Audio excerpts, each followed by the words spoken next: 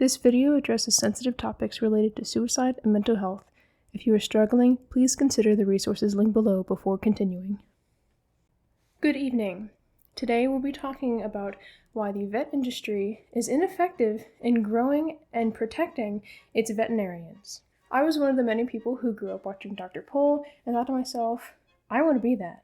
I'm going to do that. I knew many people growing up that also wanted to be vets. In fact, I was surrounded by them.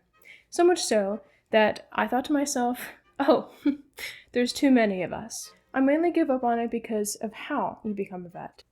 I knew vet school was hard, and I knew it was hard to get into it, but it's also really expensive. It is the climbers of Mount Everest. It is the gamers 100% of Red Dead 2. It is the 8 years hard challenge. But let's just say you've made the commitment. You want to go to vet school. Cool. Join the club. You pick a school with a good life sciences program, one that's even connected to its very own vet school. You start your degree in animal sciences, and you have counselors help you along the way to teach you which courses that you should and should not take, which ones that are worth your time, and which ones that are not. You even take courses that have a pre-vet emphasis. Everything's going swell, but wait, what's that? The average person may not know it yet, but each vet school has different requirements for what you must take in order to be considered for application. While several schools have vaguely similar requirements, others don't. A lot of the people I met through my college experiences were transfers like me, who only had 60 credit hours to spend at the grown-up college to complete said courses. Unless you get your hands on a list like this really early, you're kind of screwed and you get stuck on which schools you can actually apply to. Unfortunately, I was unable to take biochemistry before I graduated, because they stopped offering it in the fall. Paying attention to your prerequisites before vet school is important because they have their very own prerequisites. Isn't that fun? For most college programs, you'll hear a common saying, C's get degrees, especially in the engineering program. But in animal science, it couldn't be more different, especially in the pre-vet program. I knew plenty of people in my class that didn't sweat it because they weren't aiming for vet school, but those of us who are, really did sweat it. We sweated it a lot. With an average of 12% admission rates, the competition gets really intense, and the importance of grades get really overblown. I don't know if you remember back in high school, if you're still in high school, the importance of grades is really emphasized because you really want to get into a good school, and grades are really important, but they're not really. According to the American Veterinary Medical Association, getting grades actually isn't the most important thing. Of course it helps. Obviously, it helps. Having a 4.0 GPA definitely won't hurt. They do judge a lot based on grades, even though it's not an indicator about a whole lot. The next important thing is prereqs, which we've already discussed. But the thing after that is experience. Getting into 4-H, FFA, to raising animals, volunteering at shelters, working at vet clinics, anything that involves animals, being around the vet industry, any of that helps. And this video isn't necessarily to help anyone get into vet school. It'd be great if I helped someone achieve their goals or whatever, but we're here to mainly talk about why the system is kind of messed up, because they make people stress about grades, but really, if you just spend a lot of your time volunteering at shelters or participating in research at your school, that's going to help way more than focusing on everything, and just planning out your prereqs is going to help way more. That being said, before you stress about getting into vet school, I think you should stress about how much it costs, because it's frankly insane, to be honest. So the average price of in-state tuition is about $200,000, and that's in-state, mind you. And the lowest one is about $150,000. The highest one is about $480,000. There's definitely pockets where it is more expensive. The $480,000 one is in Arizona, but don't worry, if you're born in Arizona, you're not totally screwed. There is University of Arizona, which is definitely on the cheaper end. But if you're born anywhere in New England, University of Pennsylvania, Long Island, and Cornell are all insanely expensive in the $400,000 mark, with that being in-state. And then out-of-state tuition is anywhere between 150% to 200% higher than in-state tuition. So if you want to leave your state to go to vet school, good luck. I mean, not all hope is lost. They do offer scholarships. They do offer loans and everything, and there are federal loans offered for graduate studies and everything. And then there is the AVMF. They offer stuff, and then the VIN Foundation. So that's pretty cool. It's still insanely expensive, and it just is a big reason why a lot of vets do find themselves in big holes, considering everything. They just really just rack up these big student loan bills, and even though vets do typically make a lot, it's not really enough, considering that they have to pay for 4 years at these big colleges. Then it has to be at these big colleges. Sure, we can do 2 years at, community college, but that doesn't mean that we can do all 4 years at a community college, because a lot of classes that they offer just aren't suitable for the prerequisites required by, vet schools. It just doesn't work like that. It's just not sustainable cost-wise. Let's say you get into vet school. Somehow you can afford it. You get all the scholarships and you get in. You take the loans. It's time to start making money. Is it just time to start working overtime? In 2023, the average number of hours being worked by full-time veterinarians was 48.7, according to the AMVA. However, I can't help but include some of mine and the internet's own personal anecdotes about this little situation, because there are quite a few.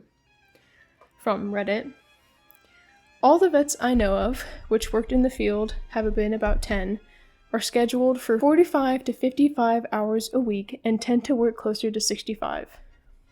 You should feel so blessed your wife works so little as a vet. My doctor is a sole practitioner, business owner, only vet in a rural town, and therefore is on call 24/7, 365. To take time off, she has to book it well in advance. I don't even know how many hours she works in a week.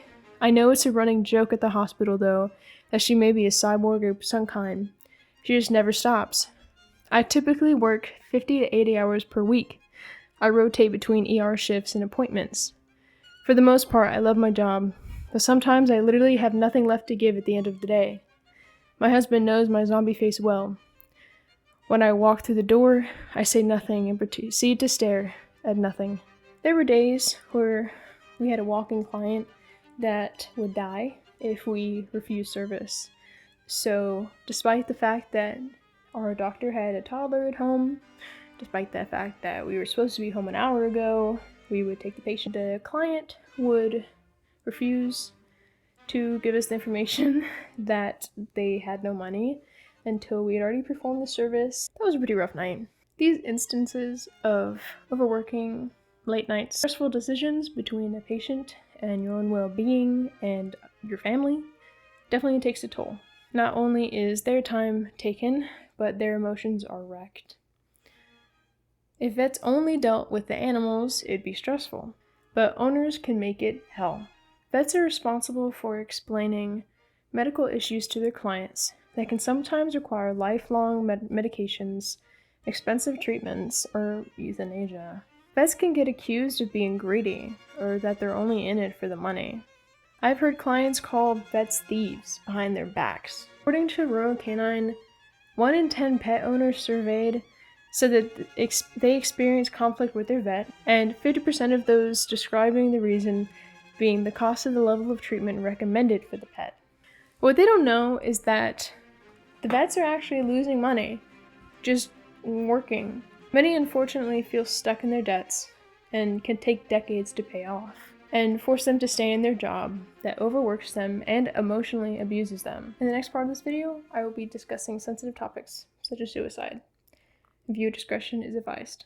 According to a study done in 2019 by the CDC, suicide is more likely in veterinarians than among the general population. It is 1.6 more likely in males and 2.4 more likely in females. Some people say it's 2 to 5 times more likely, but this was in 2018, before this 2019 study was released. For reasons I won't get into, I will not disclose the common cause of death found among the dogsters. We will move on to a completely unrelated topic, for no reason at all, that has no correlation to the previous one. Phenobarbital is a short-acting barbiturate that can be used as a sedative or pre-anesthetic. It is mainly used in euthanasia in veterinary settings, and it causes respiratory arrest in high doses. It is commonly combined with phenytoin, an anti-seizure medication. Vets usually have access to this solution in a lockbox, in the clinic, or in a truck, depending on the type of business. It has certainly been suggested to implement a two-person system in order to have access to the lockbox, but it is impossible for many rural veterinarians to have a two-person system because they must work alone. I've sat in on a panel on alternative vet careers, and we did discuss mental health with them. It did come up, and the conversation did take a shift in the mood. It became obvious that there was an elephant in the room. Multiple of the vets had lost someone. You know, it's common. It's very common for people to have known people or have graduated with people. It's a huge issue, and I feel like nobody talks about it. I've worked in the vet field. I'm working towards going into the vet field, and I haven't heard much about it at all, and I feel like that's a real shame. Everyone I know owns a pet. And I'm sure you own a pet. Everyone you know owns a pet or has owned a pet before or has been to the vet before. And whether you go in yearly for an exam or whether your dog has been injured before or whether you're just going in for a rabies shot, you've been to the vet. We need vets. We need them to be in a functioning, stable place. And they're also just people. They're people trying to do their work. Some changes can start small. I've seen it suggested to put a helpline inside of the lockboxes where they keep the euthanasia solutions. That's a great start. It's some sort of change that can help protect our vets. I want to add in also that I am not making this video to try and discourage anyone from wanting to be a vet. It's a completely fulfilling job. There's a reason that so many people want to do that, and there's a reason that so many people are happy doing it. In my research, I wanted to find testimonies of people hating their job, but honestly, the people that were happy definitely outweighed the ones that weren't. I found people who said that they don't understand how anyone could be unhappy in the job field. There's private practice, there's hospitals, there's emergency vets, there's research, there's zoos, there's so many different options to go into whenever you get your DVM license. You know, you're definitely not stuck. And if you are a vet that is out there watching, you are not stuck. I am honored, by the way, if you are a vet watching. That would be crazy to me. That would actually be really crazy to me. I've heard a lot of nasty things about private practice, but that does not mean that it cannot be fulfilling. I know a lot of people who love private practice. I know a lot of people who swear it out and hate it. It just comes down to personal preference. It comes down to what works for you and the kind of interactions you want to have. If you cannot take talking to clients because you only had negative interactions with people, maybe you've worked at a hospital before and you really did not enjoy interacting with clients before, then it's not for you. That's just the experience I've had with it. I'm not here to tell anyone what to do with their lives or anything. I just don't want to discourage anyone from chasing the dream that they thought they had, and then they watched a stupid YouTube video from somebody who doesn't know what they're talking about, who just did like 3 days of research about it, and I'm not trying to ruin anyone's life. One of the main reasons I wanted to make this video is just to try and spread awareness. I am a nobody. I know nobody, and nobody knows me. Maybe one person will see this and show someone. So that pretty much concludes what I wanted to say. And if you stuck around this long in the video, thank you. I really appreciate it. And if you want more content like this, go ahead and subscribe, because I will probably continue to make content like this. So yeah, that's it. Thanks.